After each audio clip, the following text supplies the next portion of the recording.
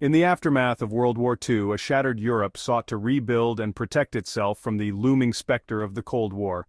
But before we continue, please support the channel by pressing the like button, share and hit subscribe. Thank you. In this critical juncture, Denmark found itself at a crossroads. A small Nordic nation with a rich history but limited military resources, contemplating its role in a rapidly polarizing world. On April 4, 1949, Denmark became a founding member of the North Atlantic Treaty Organization, a decision that would shape its foreign policy, defense strategies, and international identity for decades to come. The early years, a balancing act. For Denmark, joining NATO was not just a strategic necessity, but also a philosophical commitment to collective security and democratic values. The nation's geographical position, straddling the Baltic Sea and the North Atlantic, made it a critical player in the defense of Western Europe. Yet, Denmark faced a delicate balancing act: how to contribute meaningfully to the alliance while managing its limited resources and maintaining its traditional policy of neutrality. In the early years, Denmark's contributions to NATO were modest but significant. The Danish armed forces underwent modernization, focusing on coastal defense and the protection of key maritime routes. The country's strategic location meant that its air bases and ports became vital for NATO's operational planning. However, domestic debates over military spending and foreign policy often reflected a broader tension between national priorities and alliance obligations. The Cold War era, standing guard. As the Cold War intensified, Denmark's role in NATO became increasingly important.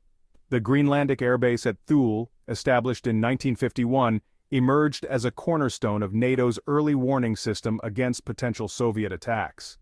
Greenland, an autonomous territory within the Kingdom of Denmark, played a unique role, hosting U.S. military installations that were crucial for monitoring Arctic airspace. Domestically, Denmark's NATO membership was not without controversy. The Danish government often faced criticism from leftist political parties and sections of the public who opposed militarization and questioned the alignment with the United States. Despite these challenges, Denmark remained a steadfast ally, contributing troops to NATO exercises and participating in joint operations. Post-Cold War transition from defense to peacekeeping. The collapse of the Soviet Union in 1991 marked a turning point for NATO and its member states. For Denmark, the post-Cold War era brought new opportunities and challenges. With the immediate threat of a large-scale European conflict diminished, Denmark shifted its focus within NATO from territorial defense to international peacekeeping and crisis management. Danish troops participated in NATO missions in the Balkans during the 1990s, providing critical support in stabilizing a region torn apart by ethnic conflict. These missions showcased Denmark's commitment to global peace and underscored its ability to punch above its weight in international affairs.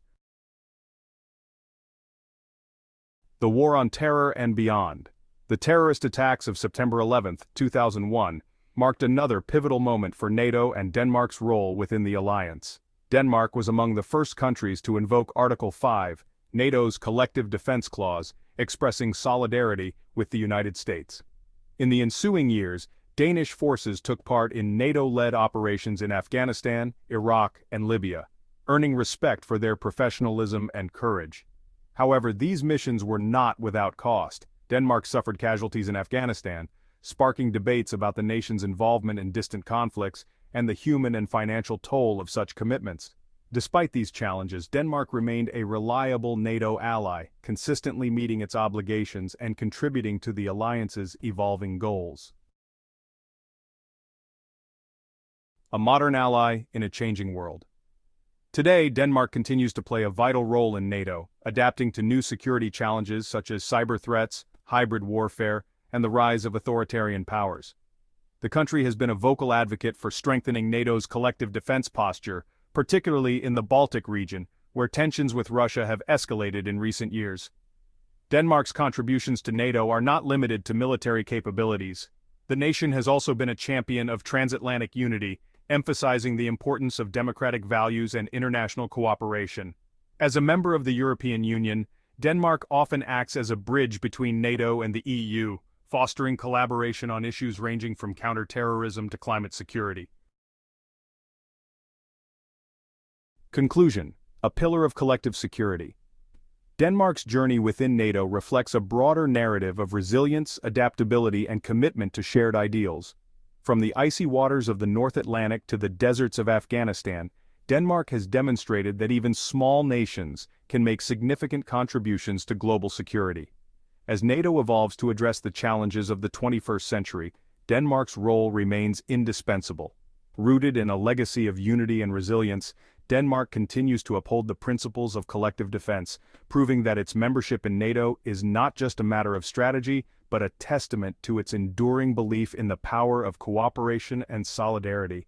We hope you enjoyed this video. Feel free to share your thoughts in the comments below. Don't forget to like, share, and subscribe. It really helps us bring you more amazing content.